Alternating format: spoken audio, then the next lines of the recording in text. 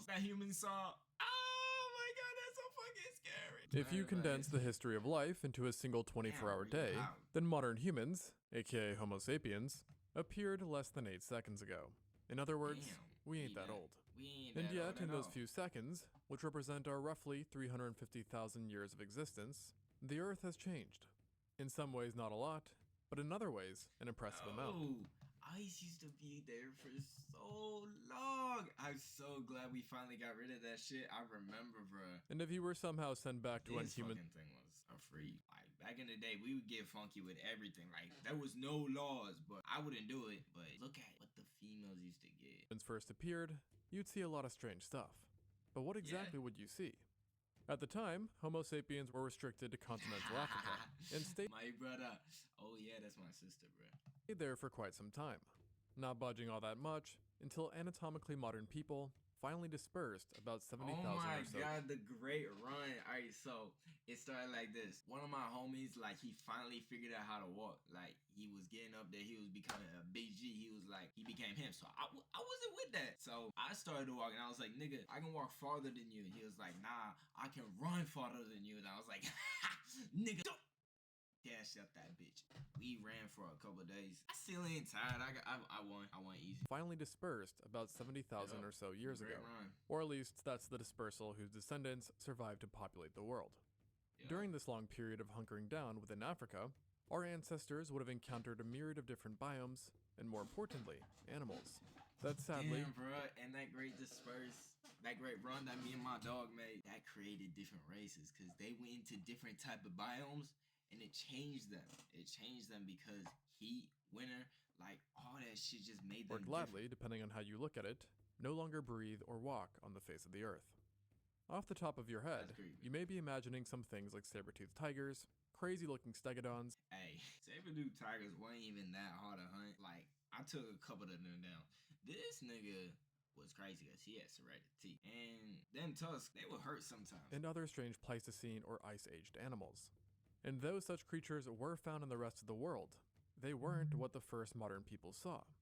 And actually, many of the iconic animals we associate with recent prehistory either never lived in Africa or had fully disappeared from the continent by the time we evolved. Instead, Africa was on a very different path compared to other areas, with the now extinct animals there following a trend of looking a lot like the ones we still have today, but just being slightly off, which is nicely exemplified by the Paleoloxodon. The Paleoloxodon. Nigga had such a butt on his head, dog. Besides their noticeable bone growths on top of their skulls, this extinct elephant looked a lot like the living, especially if you saw one from afar.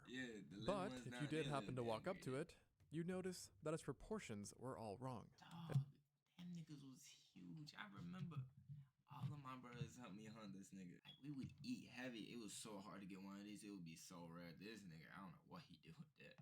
But if you did happen to walk up to it, you'd notice that its proportions were all wrong, as this mammal was an absolute giant, and is currently considered the largest mammal to have ever walked the earth. Though at the same time, it is also the smallest elephant to have ever lived as well. And how is that possible, you ask?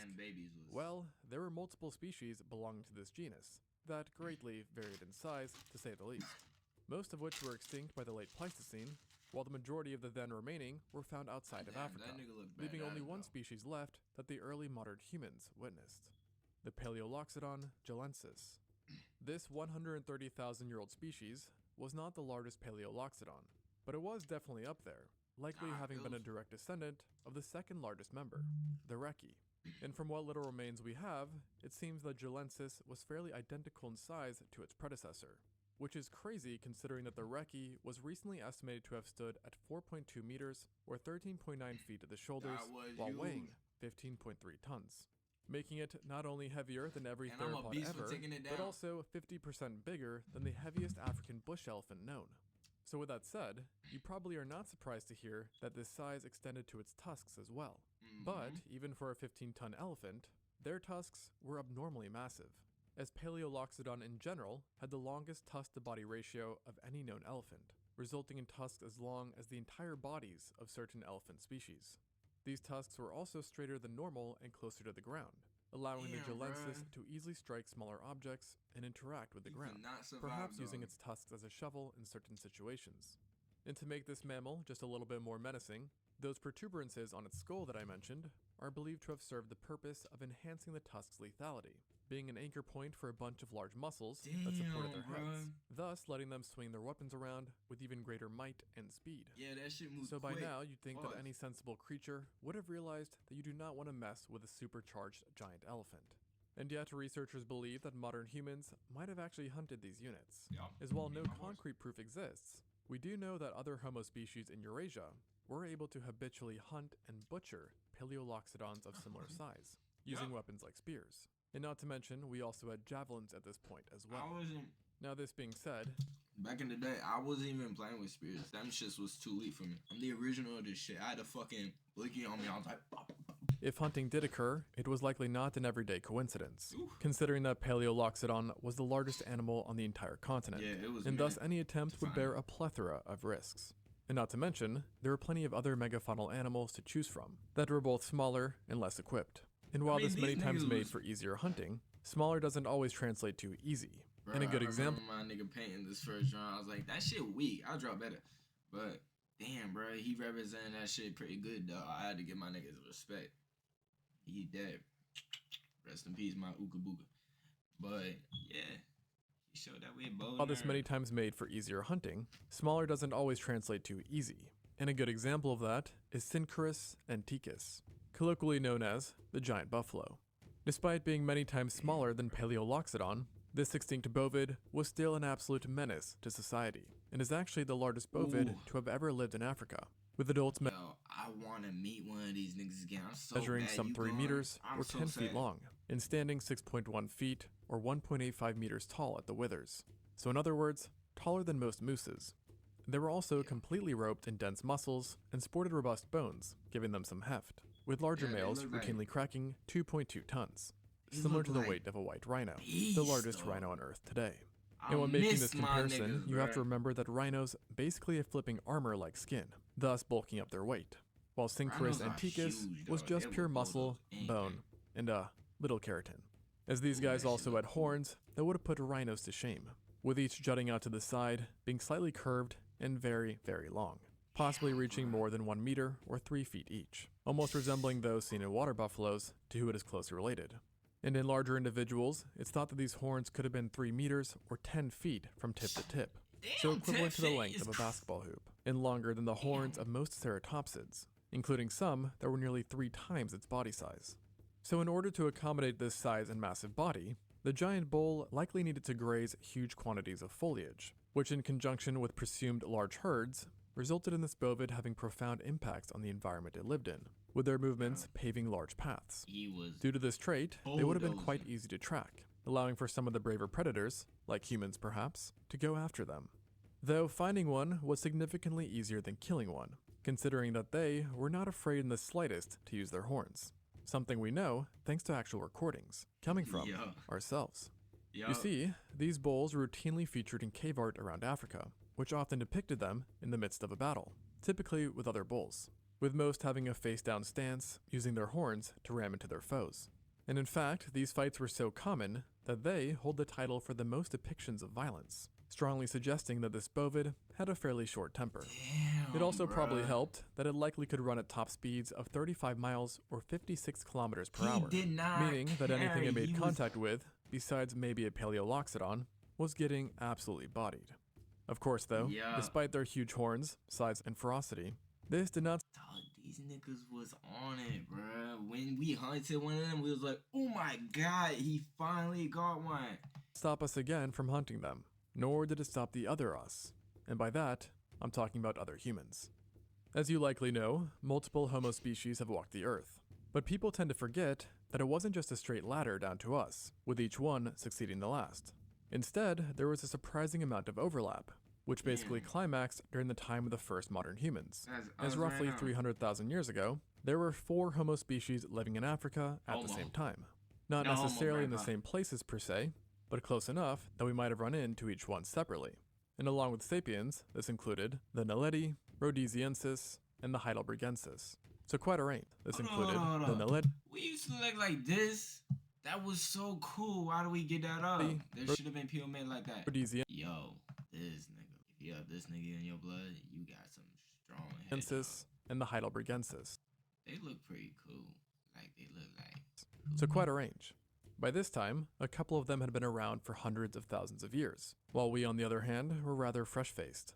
And though all bore a lot of similarities to us, it's still reasonable to think that some of these guys were seen as not like us by our predecessors. Oh my god, you ain't gonna do that, the oddest of the bunch. This archaic human was fairly primitive compared to the rest, and was rather Australopithecus-like, who was an even earlier hominin from which the Homo genus descended. That was me. I can't lie. That was me. It was that time my nigga Ooga Dooga, he smoked the entire blunt. He ain't give me one fucking puff of that shit. That shit got me so tired. I was about to smash his brains in with this fucking wood I had in my hand. And that ain't just my dick. That was me. I swear to God. Like our progenitor, the Naledi had a knack for trees, as its body build and design implied a more arboreal lifestyle and reduced the ability to run efficiently on land. They were also quite petite compared to us, being one of the smallest humans ever, and had small brains to match, it would have been with so far cool to no meet a material culture Naledi, being assigned to them, which potentially highlights a lesser level of technology that might have made them unable to compete against us or the other Homo species. And we really Furthermore, them, like... their diets were quite uncompetitive too, consisting of gritty food that was picked up from the floor and was covered in dust or dirt, which is reflected by their typically eroded teeth. So it would have been quite clear to modern humans that these guys are quite different. But a much more gray line occurred with the rest, specifically the Heidelbergensis. While the Naledi is known purely from South Africa, Heidelbergensis is known from various African countries. Plus, it did eventually leave the continent as well. Overall, they were fairly comparable to modern humans, sharing our height and having a similar brain size.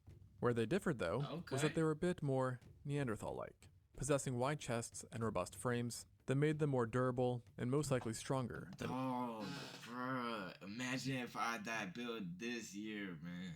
That would be so cool. We were. So let's just say, in a scrap between them and us, I know who I'd bet on, at least. They also had technology that matched ours, with the remains routinely being associated with fire usage, primitive buildings, spears, hand tools, and even art. And these advancements ultimately allowed them to spread far and wide, inhabiting a large range in Africa, where they enjoyed a diet largely composed of meat, as they were specialized in taking out large game. And this overlap in both diet and range could technically have caused confrontations with Homo sapiens, where violence may have occurred. Although, interestingly enough, there is a chance that any interaction might have been solved with words, not violence. Or rather, I should say sounds, as studies on their hyoid bone and middle ears found that they theoretically could have had human-like speech and possessed an early form of language, which subsequently would have helped with teamwork. And sure enough, some sites do demonstrate advanced cooperation, including one in Kenya consisting of over 50 butchered Theropithecus oswaldis, showcasing that the Heidelbergensis meant business. And this business, including one in Kenya, and sure enough,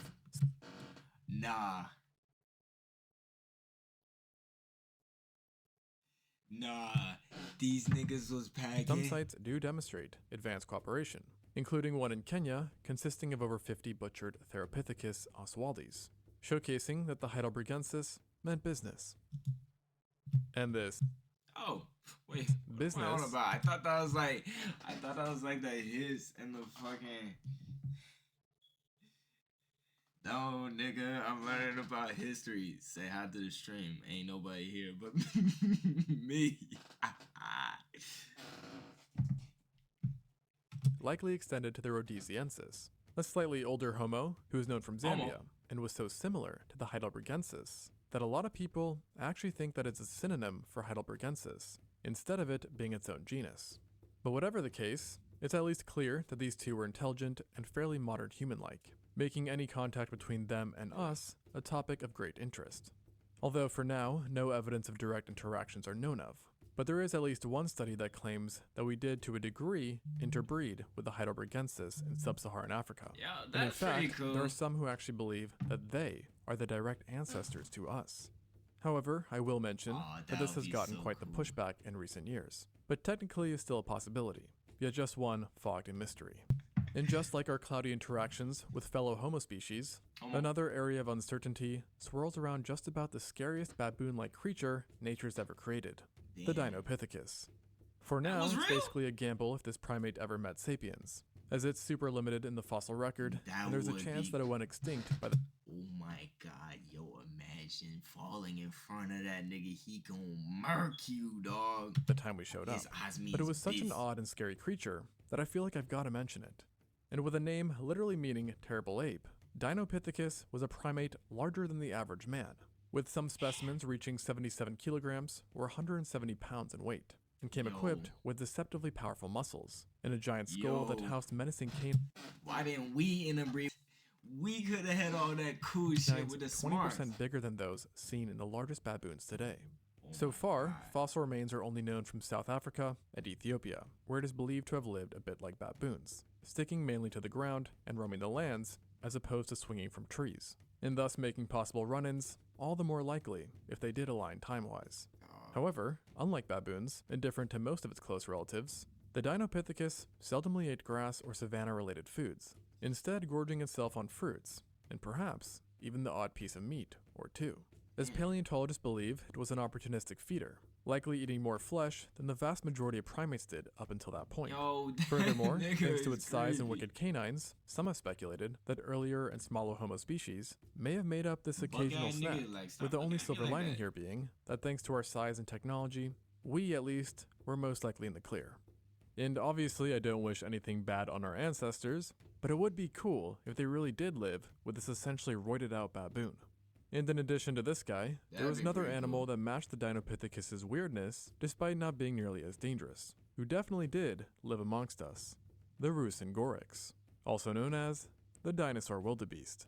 Yes, it did look slightly off compared to living archaeodactyls, thanks to its long and thickened neck, but you wouldn't be able to tell it was bizarre by just using your eyes. Instead, you would have had to use your ears, as while this animal did not look like a dinosaur, it did surely sound like one, namely a hadrosaur. When they were first discovered, paleontologists noted that within their skulls, Rusengorix possessed large trumpet-like nasal structures that were unlike anything seen in other mammals, yet were eerily similar to those found in hadrosaurs. And actually, its design is so unique that researchers don't even know of any other animal besides Lambeosaurines with such anatomy. The researchers who discovered this creature believe that it convergently evolved this instrument thanks to its shared lifestyle with hadrosaurs, as both lived in large herds in relatively open areas, and as such, a unique form of communication would have come in handy. Additionally, both hadrosaurs and the Rusengorix had very specialized diets, and therefore teeth, which indirectly might have led them to developing unique skull structures, and thus resulting in their unique nasal passages. And in the case of the Rusengorix, it's thought that they were able to create sounds so much lower than their normal vocal ranges that they could achieve infrasound if they wanted to, a frequency that is too low for humans to hear. In other words, they could literally be having a shouting match and still be library appropriate. And maybe this silence might have made you hungry. And I say this because out of the animals on the list so far, the Rusengorix is the only one known with skeletal evidence confirming predation by sapiens, with a group located in Kenya having butchered marks and being found right next to human tools. And the way in which the group died implied that humans likely hunted this wildebeest-sized bovid en masse, with some even speculating that humans is what ultimately led to their extinction. And another animal that has joined them in extinction, but likely not through humans, is one that at first glance seems to be a very familiar face, the Metridocheirus, an extinct swine that could very well have taken Pumbaa's place in Lion King, as it was superficially an almost exact copy of the warthogs we know of today. And sure enough, it is thought to be a direct ancestor of theirs too. The big difference is, though, was that this warthog-like animal was a chunkster, with the average specimen being as large as the biggest warthogs currently alive, with most having measured about 5 feet or 1.52 meters. And this is impressive and all, yet where things really get crazy is in the weight department, because though you can find warthogs today that match their length, the Metridocheirus was extremely compact. So compact, in fact, that one of the species is literally called the compactus, and individuals could weigh more than twice that of a warthog of the same length does, with some estimates even suggesting a weight of over half a ton in bigger specimens. So basically a horse, but warthog-shaped. And as you know, warthogs can be a bit testy and aggressive, likely a shared trait in this ancient swine, a possibility made scarier by the fact that Metridocheirus had 4 tusks, which were proportionally longer, sharper, and more straight than the others seen today, making their heads almost look like a Stegosaurus thagomizer. And like its living relatives, Metridochirus likely used these tusks for a variety of functions, including fighting. So you would definitely have wanted to steer clear from this guy, which is a bit challenging as they were found across a good chunk of the continent and were typically out and about, living grazing lifestyles. And this animal, nor the others mentioned, were not the only familiar faces present, as back then you also had many more kinds of rhinos, zebras, and giraffes. But unlike the swine, they weren't necessarily monstrous in size compared to their relatives, but they did bring their own uniqueness. For example, there was a species of zebra that was found in the Sahara, which is today a zebraless place. Then you also had a giraffe that was slightly taller than modern ones, which also liked to travel outside of Africa, occasionally, with most fossils actually being known from Turkey. And then, perhaps most interestingly of all, you had a hairy rhinoceros, specifically the Stephanorhinus hemitoicus, or the steppe rhino for short. Unlike today, this rhino could be found in northern Africa, over 200,000 years ago. I can't lie. I want to live in that painting. The Stephanorhinus hemitoicus, or the steppe rhino for short. Unlike today, this rhino could be found in northern Africa, over 200,000 years ago. And compared to the living rhinos, the steppe rhino preferred slightly colder habitats, which likely led to its sparse hairy coat that made it almost resemble a woolly rhino, albeit just not as big, being more comparable to the white rhinoceros. And despite being called the steppe rhino, you could actually find this rhino patrolling forests and woodland areas, where we know it frequently came into contact with people. And how do we know this, you ask? Well, I'll let Northo2 explain. Hominins have been hunting megafauna for hundreds of thousands of years, including the first modern humans. Multiple sites have shown us evidence of hunting and butchering of this animal, including a set of stone tools in Jordan dating to around 250,000 years ago. It may sound far-fetched that ancient humans would have been able to take down such a large animal with only simple tools, though through experimentation, I have found these weapons to be capable of much more than you would think. Simple wooden javelins are able to easily pierce the vitals if they slip between the ribs, while stone points are even able to smash through bone. By this time, humans had developed sophisticated stone tools which were hafted on spears, and presumably thrown. These people would have been able to take down any animal in their world with the right strategy. There is also evidence that we viewed this creature with high esteem and respect, at least if it is believed to be cognates with Neanderthals, as the steppe rhino was one of the few animals that occasionally became trophies for Neanderthal hunters, with skulls being kept presumably as prizes. Funny enough though, while this animal has a lot of evidence for being hunted, a study found that there is little evidence to support that its disappearance some 35,000 years ago was tied to human overhunting. Though as with many other Pleistocene extinctions, it is a matter of debate. After this video, come on over to my channel to learn about the fearsome animals the first Native Americans encountered, the evidence we have of their interactions, and the effectiveness of their stone tool technology. Back to Extinct Zoo. And this generally follows the trend, because while many animals did go extinct in Africa during the late Pleistocene, they seem to have been doomed with or without us. And compared to the rest of the world, Africa did manage to retain a remarkable amount of its megafauna. A prime reason why extinct humans actually did not see a crazy amount of odd creatures, because simply put, the weirdest ones are still with us. And let's try to keep it that way. Thanks for watching, and until next time. Nah, that's not possible. That's not possible that the weirdest animals are with us. No, the weirdest ones was out there. I want to keep knowing that.